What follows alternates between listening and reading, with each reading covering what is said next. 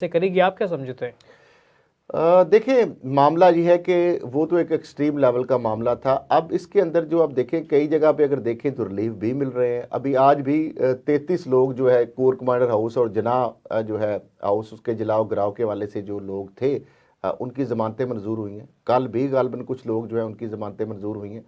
سانہ 9 مئی کے والے سے جن کے اوپر مقدمات تھے بہت سارے لوگ جو ہیں ان کی ضمانتیں ہو چکی ہیں. چند لوگ اندر ہیں، ہزاروں سینکڑوں جو تھے پکڑے گئے یا جو دعویٰ کیا جا رہا ہے، اب تو چند گنے چنے لوگ جو ہیں. اور اس حوالے سے تو بانی چیئرمین پی ٹی آئی نے بھی کل جو کور کمانڈر کانفرنس کی جو 9 مئی کے ملزمان کو کیفر کردار تک پہنچانے کے والے سے جو ان کی سٹیٹمنٹ ہے اس کی باقاعدہ انہوں نے تائید کی ہے. اور انہوں نے کہا بالکل سانہ 9 مئی جو ملوث کردار ہیں ان کو سزا ملنی چاہیے.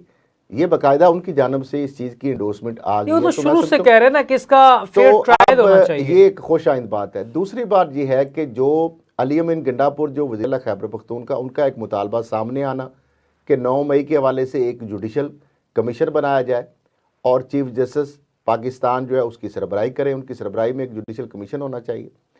اس کے بعد بلاول بھٹو زرداری صاحب نے ان کے مطالبے کی توثیق کی اور پی ٹی آئی کی جانب سے پیپلز پارٹی کے ان کے مطالبے کی توثیق کرنے پر تائید کرنے پر اس کو خوش آئند قرار دیا گیا. تو معاملہ یہ ہے کہ اب Peoples Party P T I ان کا ایک مطالبہ ہے اور اگر جوڈیشل کمیشن اس پر بن جائے تو زیادہ بہتر ہے کہ پھر کسی تو کو آپ انگلیاں اٹھانے یہ ایک جیسچر دینے کی کوشش کر رہے ہیں کہ برف پگھلتی دکھائی دے رہی ہے. دیکھیں اس میں ایک کنٹروورسی ہے اور الٹیمیٹلی جب تک یہ جوڈیشل کمیشن کے ذریعے کوئی ایسا فیصلہ یا ایک رائے یا ایک چیز نہیں آ جاتی پولیس کی جو انویسٹیگیشن ہے اس کے اوپر پی ٹی آئی جو ہے ان کو بہت سارے تحفظات ہیں. اب چونکہ پنجاب کے اندر ان کی حکومت بھی نہیں ہے، وفاق کے اندر بھی ان کی حکومت نہیں ہے، تو لہٰذا اسلام آباد میں یا پنجاب کے اندر جو مقدمات درج ہوئے ہیں سانہ 9 مئی کے حوالے سے اس حوالے سے پی ٹی آئی کے بہت سارے تحفظات ہیں.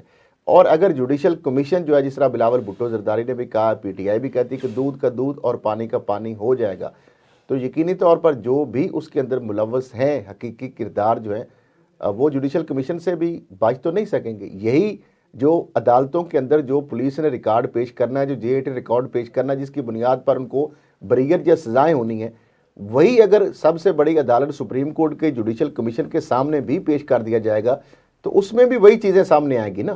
یعنی اگر ملوث کردار ہیں اور ایڈمیزبل بیفور دی کورٹ ایویڈنس ہیں تو اگر بڑی عدالت یا کمیشن بھی ان چیزوں کو اگر توثیق کر دے گا تو میرا خیال ہے جو یہ کیسز ہیں اس میں ٹرائل کے اندر ٹرائل کورٹ کو ان کو بری کرنا مشکل ہو جائے گا ان کے لیے اور پولیس کے لیے یا اداروں کے لیے اس میں سب آسانی ہو جائے گی.